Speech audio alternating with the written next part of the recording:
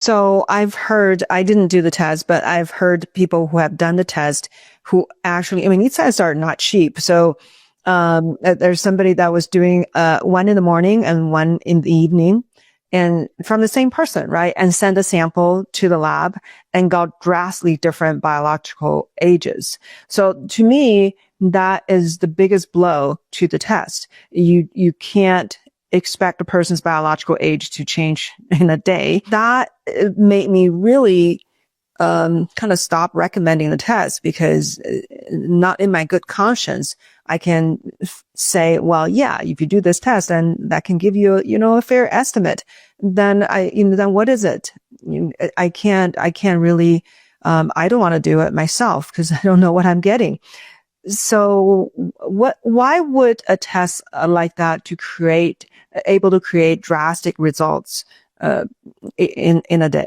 So if you think about how they're creating a mathematical linear regression model, that basically means that you have to drop everything that's not a linear site. So it's about how they're picking the markers that everything has to be in very alignment on a, literally one slope. Anything that's not on that slope is going to be dropped. And a lot of that is actually biological marker that's going to be fluctuate a lot, which is we're referring to as biological noise.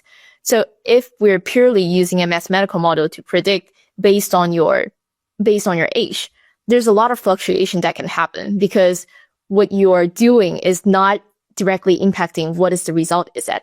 It's kind of similar to predicting the weather. The same model that you are using to predict in the weather can also predict what is your biological age if you're using a mathematical linear regression model. So that model can be used on a lot of different things. And if people are truly interested, should definitely check out our paper that's literally called Failed Test of DNA Methylation Clocks and Development of a Biological Noise Measurement based on Epigenetic Pressure. So instead of doing a prediction, which is having a lot of noise and a lot of errors, you should really hone into measurement, like what's exactly happening and what is the exact concrete number of the noise, which is we are referring to as the entropy of aging. Because as we are aging, remember, we're not aging in a linear way. It's accelerating, plateau.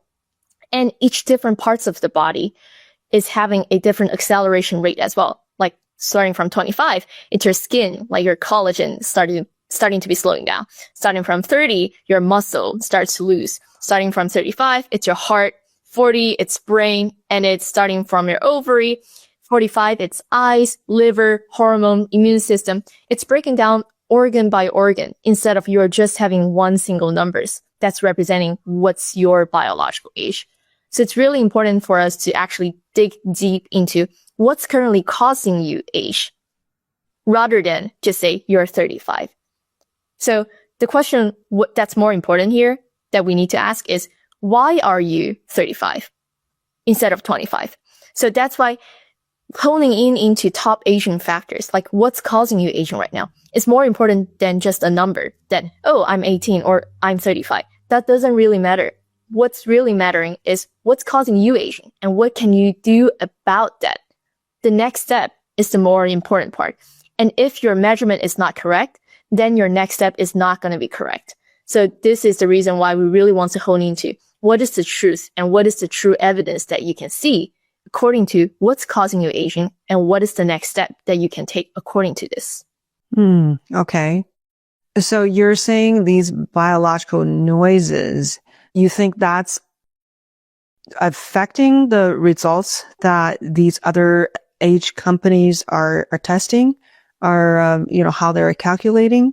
So it's not the noise that they're using, it's the model that they're using. It's having a lot of fluctuation. So when you're using a linear model, even if you're having a slight adjustment, that's having a lot of huge changes on the output of the prediction.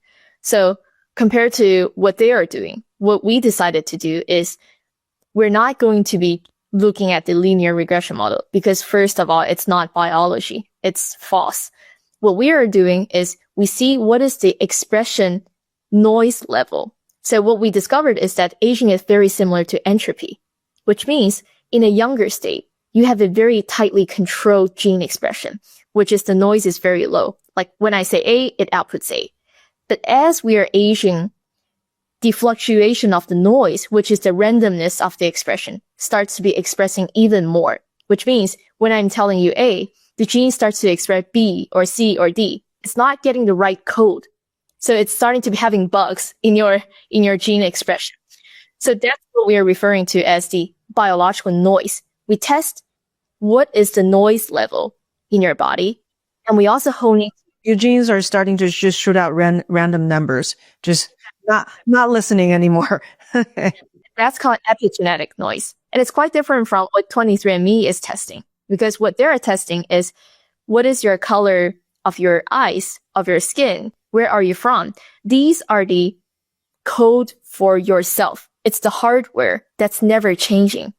Like this is you. It's never changing. The epigenetic is how your genes are expressing, which is, it's kind of like the software that's always changing according to what you're doing to yourself. What is your lifestyle? What are you taking as supplements? What medicine are you taking?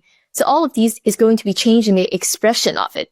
And that's what we are testing. That's why people are overall retesting 2 to 4 times per year to see how they're changing before and after, and how their biological noise level is being fluctuated. Okay. So if you can reduce the biological noise, then you're reducing kind of the side effects of aging. Yeah, the arrows basically that's in your body. Then you're allowing yourself to functioning at a higher level, at a younger state. Yes.